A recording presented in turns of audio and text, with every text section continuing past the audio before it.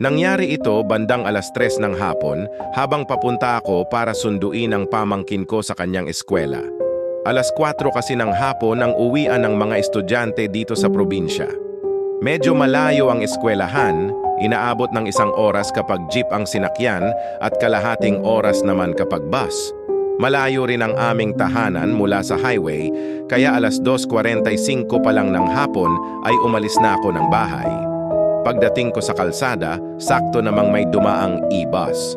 Mula nang ilabas itong bagong sasakyan, bibihira na ang mga jeep dito sa probinsya. Agad akong pumara at bahagya pa nga itong lumampas. Eksaktong 3:00 ng hapon noong makasakay ako. Pagkakasakay ko, ang natitirang bakanteng upuan na lamang ay nasa likuran at wala nang bakante sa harapan. Gusto ko sanang maupo malapit sa pintuan dahil malapit lang naman ang aking bababaan kumpara sa ibang pasahero na hanggang dulo pa ng bayan ang pupuntahan. Dito turo ng konduktor sa upuang malapit sa pintuan. Nagkatitigan pa kami ng isang matandang babae. Maputla siya at lubog na ang kanyang mga mata. Siya ang nakaupo sa upuang itinuro ng konduktor. Binalik ko ang tingin sa konduktor, hindi na ako nagsalita at dumiretso na lang sa bakanteng upuan sa likuran. Iniisip ko na baka niloloko lang ako ng konduktor dahil kitang-kita naman na may nakaupo na pero doon pa rin ako itinuro.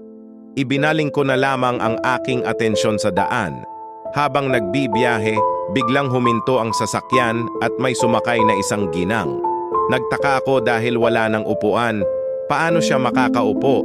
Hindi ako nakakilos nang bigla siyang umupo sa upuan kung saan nakaupo ang matandang babae kanina. Pagkaupo niya, bigla na lang nagsulputan ang mga langaw sa loob ng sasakyan. Wala naman ito kanina. "May dala ba kayong isda, ate?" tanong ni Manong konduktor.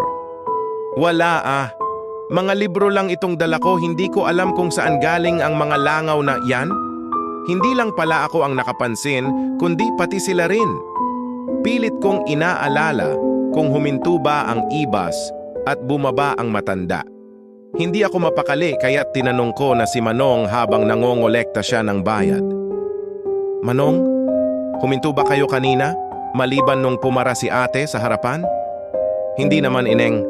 Huwag kang mag-alala. Hindi na ito hihinto kasi puno na." "Hindi naman, ate," sabi ng estudyanteng katabi ko. Doon ako kinilabutan. Nasaan na ang matanda? Saan galing ang mga langaw? Patay na ba ang nakita ko? Pagdating ko sa eskwelahan, nakita ko na ang pamangkin ko na nakaupo sa waiting area. Para bang may kausap siya, kaya nilapitan ko siya. "Baby, sino ang kausap mo?" "Si Lola po, sabi niya malapit ka na daw dumating." "Totoo nga, tita," sagot niya habang nakangiti. Tinanong ko kung nasaan si Lola, pero hindi na rin niya ito makita. Lalo akong kinilabutan, kaya't agad kong inaya ang pamangkin ko na umuwi. Wala na ako sa wisyo at nababalot na ako ng takot. Ilang linggo na rin ang lumipas at gabi-gabi akong hindi makatulog ng maayos. Pabalik-balik din ang lagnat ko.